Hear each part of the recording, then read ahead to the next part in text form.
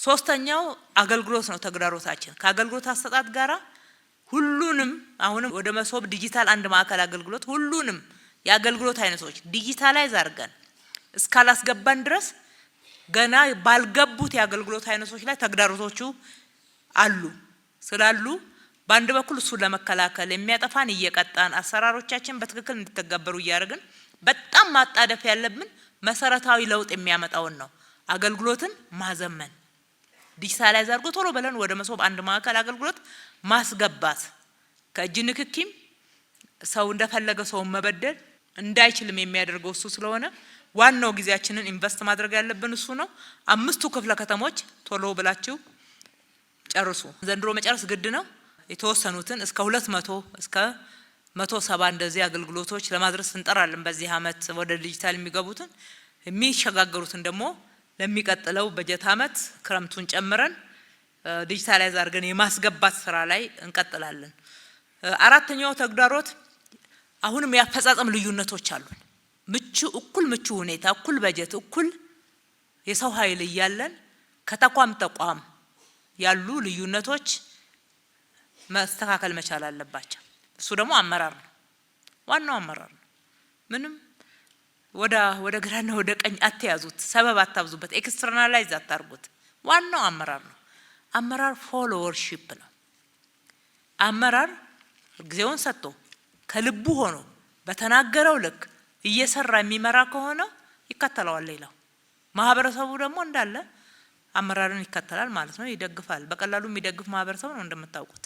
በእነኛ 5 አመታት 90 ቢሊየን ብር እኮ ለህብረተሰብ ተሳትፎና ለተለያዩ ስራዎች ያዋጣል ማህበረሰብ እኮ ነው።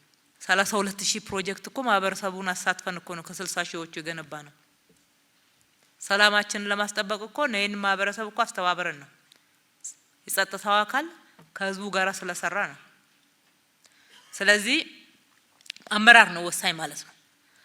አራተኛው የኑሮ ውድነት ነው። የኑሮ ውድነት በአለም ሁኔታም ሀገራችንም ላይ ባሉ አንዳንድ ሁኔታዎች ያው ሁሉ ጊዜ የሚገዳደረን አንድ ትልቅ ተግዳሮት ነው። ተግዳሮቱን ሁሉ ጊዜ መፍትሄ ይዘን ነው መፍትሄ ልናበጅለትና ወደ ድል እየቀየርን መሄድ መቻል አለብን። ማስቀረት ማንችላቸው ጉዳዮች ቢኖሩ እንኳን መቀነስ እንችላለን። ልክ አሁን ሰሞኑን ፋሲካ ላይ እንዳደረግነው ፋሲካ ላይ ሽንኩርት፣ እንቁላል፣ ዶሮ፣ ዘይት በጣም ትልቅ አጀንዳ ነበሩ አይደል? ምንድነው ያደረግነው? ተቋሞቻችንን ደገፈን። የሚያመጡ እዚህ ከተማ ላይ የሚሸጡ አካላት የነዳጅን ዋጋ በመንግስት በጀት ቻል ነው ህዝቡ ላይ ሄዶ እንዳያርፍ ማለት ነው። ትራንስፖርት አቀረብን ማለት ነው። በተለያየ መንገድ ደጎም ነው ገበያው። ስንደጉመው ሽንኩርት እስከ 25 ብር አልወረደም። 100 ብር ሊያስገቡት የነበረ እኮ ነው። ያው ስግብግብነት አለ። አንዳንድ ጫናዎችን እንደ ድል ተጠቅመው ወዲያው መክበር የሚፈልጉ ሰዎች አሉ። ግን የት ሆነው እንደሚበሉት አላቅም። ከማህበረሰቡ ተነጥለው አለ። ግን እኛ ሁሉን ከሰን ሁሉን አሽገን ሁሉን አስረን አንችልም። በጣም ወጣ ያለ ተግባር የሚፈጽመው እንደዛ እናደርጋለን። በአብዛኛው ግን ወደ ገበያው መግባት መመለስ ግድ እንዲሆንባቸው ማድረግ ነው የኛ ስትራቴጂ። በንግድ ኮርፖሬሽን፣ በህብረት ስራ ማህበር ኤጀንሲ በኩል በእሁድ ገበያ፣ በቅዳሜ ገበያ በእነኚህ 6 የገበያ ማዕከላቶቻችን በጣም ጫናው ሲበዛ ከበጀት ጭምር ለህዝቡ እየመደብን ድጎማ የምንለው ማዕቀፍ ውስጥ ያለንን በጀት ለህዝቡ እየመደብን ምርት እንዲገባ እናደርጋለን። ህዝቡ ጋር ደግሞ ተመልሶ ሲሸጥ ቁጥጥር እናደርጋለን። ማንታረቀው ዋናው አንዱ ችግር ለህዝብ ተብሎ በድጎማ እየመጣ በድጎማ እንዲገባ እያደረግን ተመልሶ ነጋዴ ጋር የሚታዩ ምርቶች አልፎ አሁንም እዚህ ከተማ አልቆሙ። ዘይትን ጨምሮ ተጨማሪ በጀት መድበን ከፍለን ከውጪ ያስገባነው ዘይት መርካቶ ይገኛል። ከየትኛው ሸማች ጋር ነው ሄደው? ማን የሸጠው? መቼም በነፃ አይሄድም እዛ። እንደዚህ አይነት ተግዳሮቶችን መሻገር መቻል አለብን።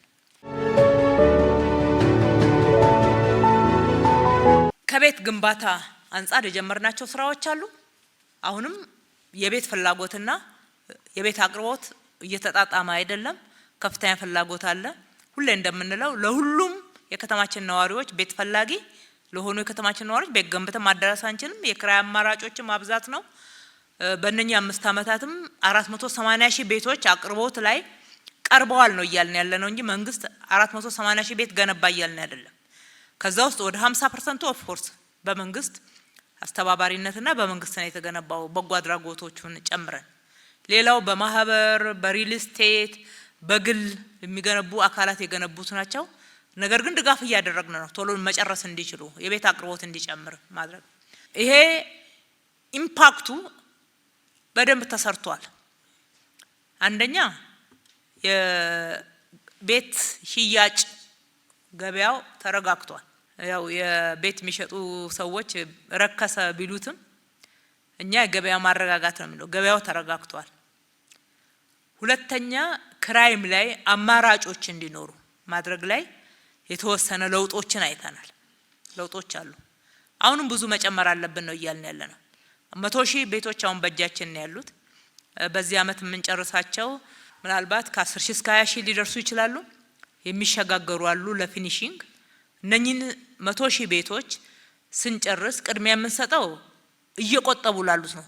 ሲቆጥቡ ቆይተው አሁንም እየቆጠቡ ላሉት ቅድሚያ እንሰጣለን። በግልና መንግስት አጋርነት ውስጥ የኛን ድርሻ ጭምር ቤቱ ዋጋ ለማረጋጋት ለቀናል። ለምሳሌ 30% አለን በብዙ ቤቶች ወደ 50 ሺህ በሚደርሱ ቤቶች ላይ 30 እጁ የመንግስት ቤት ነው። አሁንም ተጨማሪ ቤቶች የቤት ግንባታ በተለይ ጠቅላይ ሚኒስትራችን በ5 አመት ለሚቀጥሉት 5 አመት ከዚህ አመት ጀምሮ 1.5 ሚሊዮን በሚገነባው ቤት ውስጥ የተለያዩ የፋይናንስ አማራጮች ይገኛሉ። ሁሉም በበጀታችን አይደለም። ተጨማሪ ቤቶች መገንባት አለብን።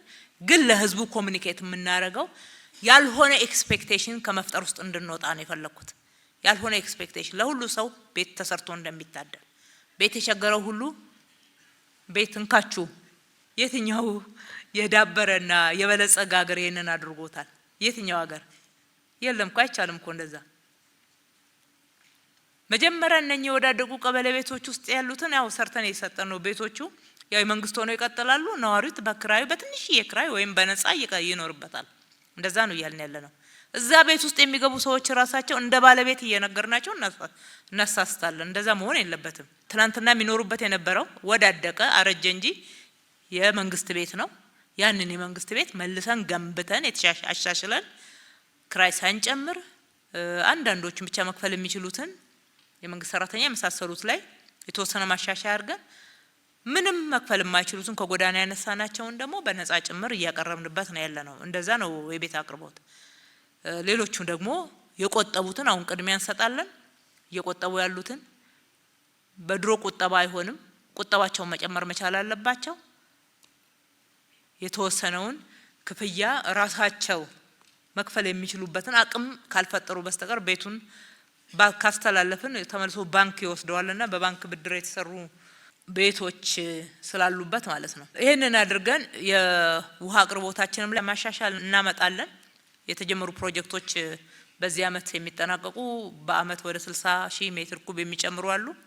ለሚቀጥለው በጀት አመት ደግሞ የተጀመሩት ከዛም ቀጥሎ በ4 አመት ውስጥ የሚያልቁ ፕሮጀክቶችን ጨምረን በአጠቃላይ ፕሮጀክቶቻችንን ውጤታማ እናደርጋለን።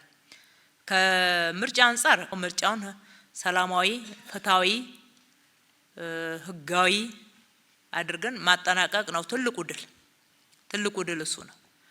እኛ እነኚህ የሰራናቸውን ስራዎች ይዘን እንወዳደራለን። ህዝቡ ሚዛናዊ ነው ብለን እናምናለን። አመዛዝኖ በንጹህ ህሊና በመረጠን ልክ ተመልሰን ለማገልገል ራሳችንን እናዘጋጃለን ማለት ነው። በመረጠን ልክ። በጣም እናመሰግናለን።